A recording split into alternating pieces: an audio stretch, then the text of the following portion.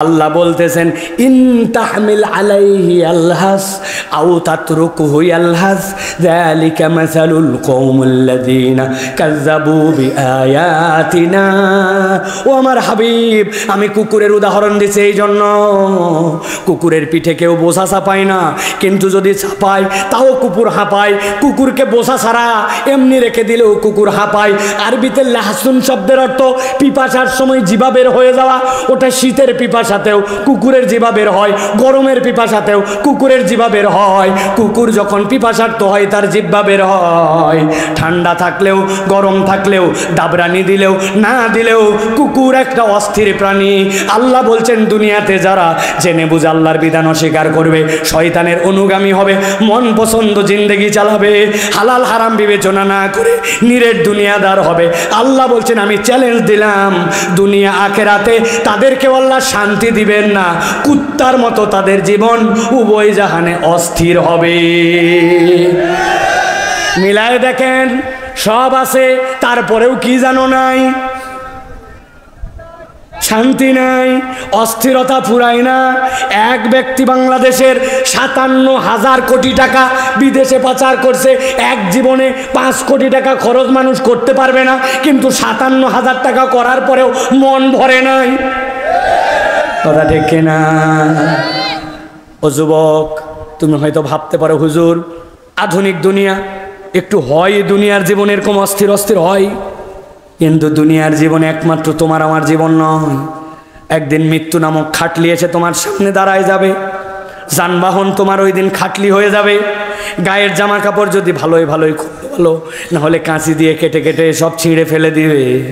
Bore পাতায় পানি গরম, কবরস্থানের দিকে নিয়ে চলে যাবে জানাজা পড়ায়া। কবরে যখন নামবো আমি তখন ভীষণ একা। দুনিয়ার বাড়ি গাড়ি, টাকা পয়সা, অর্থবিত্ত, প্রভাব প্রতিপত্তি কিচ্ছুই কাজ দিবে না। দুনিয়ার জীবন নয় কলে কৌশলে পার করলাম, কিন্তু কবরের জীবন, মিজানের জীবন, হাসরের জীবন যদি আল্লাহর ঘোষণা অনুযায়ী কুকুরের মতো হয়, বাঁচার কোনো উপায় থাকবে? সিদ্ধান্ত দেন তাহলে, আমরা কি কুকুরের জীবন চাই না মানুষ? আল্লাহকে দেখান, কুকুর না মানুষ? কুকুর না মানুষ? হাত নামান। আল্লাহ বলছেন ফাকসুসিল কসাসা লাআল্লাহুম ইয়াতাফাক্কারুন। ও আমার হাবিব, কিয়ামত পর্যন্ত উম্মতের কাছে জানায় দেন ফাকসুসিল কসাস, এই গল্পটা আপনি করে দেন লাআল্লাহুম ইয়াতাফাক্কারুন। আশা করা যায় ওই মানুষগুলা চিন্তা ভাবনা করবে। আজকের এই ময়দান থেকে ওয়াজ যত বছর আগের হোক সব হিসাব বাদ দিলাম। আজকে সিদ্ধান্ত নেন চিন্তাহীন জীবন আর চালাবো না।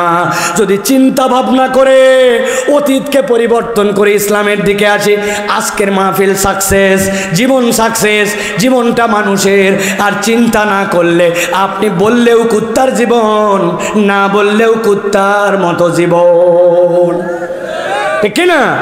তাহলে সিদ্ধান্ত নেন যে আমরা আমাদের জীবন পরিবর্তন করব। রাজি আছেন তো সবাই? রাজি আছেন ইনশাআল্লাহ? তাহলে আমরা যারা রাজি আছি তাদের কাছে শুনতে চাই, এই রাজি থাকাকে নামাজ ধরে না নামাজ বাদ দিয়া? নামাজ পড়ে না নামাজ বাদ দিয়া? মিথ্যা বলে না মিথ্যা ছেড়ে? গালিগালাজ মুখে রেখে না বাদ দিয়া? হারাম দেখে না হারাম বাদ দিয়া? মোবাইলের গান বাজনা এগুলো ডিলিট করে না রেখে? কথা বলে। বাপ মায়ের সাথে বেয়াদবি করে না বেয়াদবিহীন হয়ে? আদব বলা হয়। রাজি আছেন সবাই? ডান হাতটা খালি উঁচু করবেন, বাম হাত না, ডান হাত তুলছেন সবাই? সবাই তুলছেন?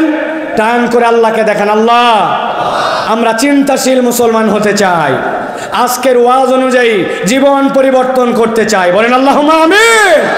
জোরে বলেন, একজনও বাদ দিয়ে না, বলেন আল্লাহুম্মা আমিন। আল্লাহ আমাদেরকে কবুল করবেন, আল্লাহুম্মা আমিন। আমি দেখেছি আলোচনার শুরুতেই আমার কোনো পরামর্শ ছাড়াই একদল লোক ভিতরে ব্যাগ নিয়ে চলে গেছে আপনাদের কাছে, কিন্তু সকলের কাছে পৌঁছাতে পারে নাই। আমি আজকের মাহফিলে আমাদের ভাইদের জন্য 60 সেকেন্ড আপনাদের কাছে চেয়ে নিলাম। এতক্ষণ বসেছিলেন, একজনও উঠতে পারবেন না। গুনে গুনে 60 সেকেন্ড, যে কোনো একজন কাউন্ট ডাউন করবেন, বলা মাত্র 1 2